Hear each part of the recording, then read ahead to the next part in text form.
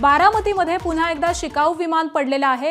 Red bird या कंपनीचं विमान गोजुबावी गावाच्या हद्दीमध्ये पडलेलं आहे। शिकाऊ वैमानिक सुरक्षित असल्याची प्राथमिक माहिती सध्या समोर येते, तर शिकाऊ विमान हे नेमकं कशामुळे पडलं हे मात्र अद्यापही कळू शकलेलं नाहीये। पोलीस घटनास्थळी दाखल झालेले आहेत। अजित पवारांच्या विमानाचा अपघात देखील याच गावामध्ये झालेला होता आणि त्यानंतर पुन्हा एकदा या ठिकाणी ही एक घटना घडलेली आहे। शिकाऊ विमान हे या ठिकाणी पडलंय आणि आत्ताचे ताजे अपडेट्स जाणून घेऊयात आमचे प्रतिनिधी जयदीप भगत यांच्याकडून। जयदीप, नेमकं काय घडलेलं आहे, काय कारण आहे?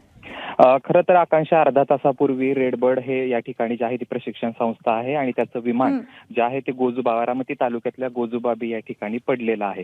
अर्थात हे विमान का पडलं याची अधिकृत माहिती मिळू शकली नसली तरी रेडबर्डचे या आधी देखील अनेकदा अपघात झालेले आहेत। खरं तर या विमान कंपनीवरती बंदी देखील, प्रशिक्षण केंद्रावरती बंदी देखील काही काळासाठी घालण्यात आली होती। मात्र आज पुन्हा एकदा या रेडबर्ड कंपनीचं जे प्रशिक्षण जे विमान आहे, शिकाऊ पायलट या ठिकाणी प्रशिक्षण दिलं जातं, ते विमान पडलेलं आहे। नेमकं याचं कारण काय समजू शकलं नाही। मात्र हे जे विमान पडलेलं आहे ते गोजुबाबी गावच्या हद्दीमध्ये पडलेलं आहे। शिकाऊ जो पायलट आहे तो सुरक्षित असल्याची माहिती आहे। नेमकी पुढे काय कशामुळे पडलं याची तांत्रिक बाब चौकशी होऊन याचा जे आहे ती माहिती पुढेल। मात्र सध्याच्याच परिस्थितीमध्ये अर्ध्या तासापूर्वी विमान पडलेलं आहे। पायलट सुरक्षित असल्याची जी आहे ती प्राथमिक माहिती आहे। आता नेमकं कशामुळे पडलं याची कारणं कालांतराने कळतीलच। मात्र रेडबर्ड संदर्भात जे आहे ते याआधी देखील अनेक विमानाचे अपघात या ठिकाणी झालेले होते आणि आज पुन्हा एकदा रेडबर्डचं विमान पडलेलं आपल्याला पाहायला मिळतंय। आकांक्षा, अगदी जसं तुम्ही जयदीप म्हणताय की या विमानावरती खरं तर बंदी घालण्यात आलेली आहे, या आधी देखील अशा पद्धतीच्या घटना घडल्याचं कळतंय। त्यामुळे नेमकं असं असताना हे विमान प्रत्यक्षामध्ये का चालवलं जात होतं या संदर्भामध्ये काही स्पष्टीकरण देण्यात आलंय का? नाही, अद्यापपर्यंत कुठलेही स्पष्टीकरण नाही। खरं तर आकांक्षा, बारामतीमध्ये दोन विमान वैमानिकांना प्रशिक्षण देणाऱ्या संस्था आहेत, एक रेडबर्ड आणि दुसरी कारवार एव्हिएशन। आणि त्या ठिकाणी जे आहे ते शिकाऊ पायलटांना प्रशिक्षण दिलं जातं। बारामतीमधल्या गोजुबाबी या ठिकाणी हे विमानतळ आहे, या विमानतळावरती हे प्रशिक्षण दिलं जातं।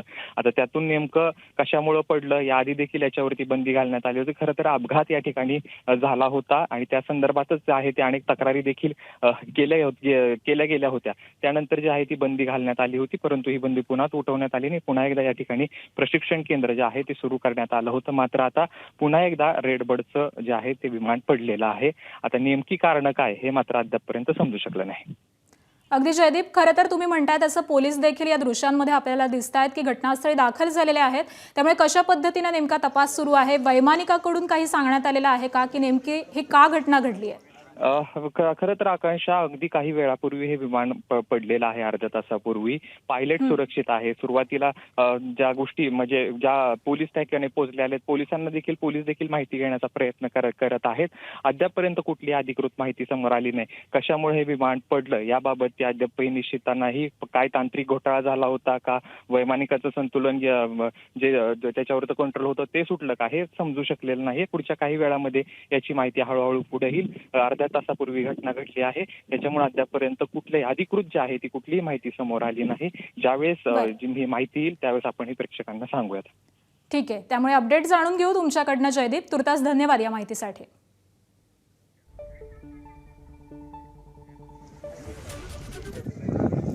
तर बारामतीमध्ये शिकाऊ विमान पडल्याची ही घटना घडलेली आहे। हे विमान नेमकं कोणत्या कारणामुळे पडलं हे अद्यापही कळू शकलेलं नाहीये। मात्र अगदी काहीच वेळापूर्वी, साधारण अर्ध्या तासापूर्वीची ही घटना आहे। या संपूर्ण अपघातामध्ये वैमानिक हा सुखरूप असल्याचं कळतंय। त्यामुळे आता पोलीस देखील घटनास्थळी दाखल झालेले आहेत। कोणतंही नुकसान झालेलं नसलं तरी नेमकी कोणत्या कारणामुळे ही घटना घडलेली आहे हे येणाऱ्या काळामध्ये या तपासामध्ये समोर येईल।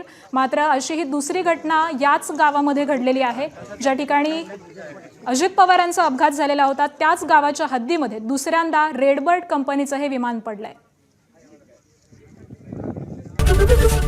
एबीपी माझा, उघडा डोळे बघा नीट।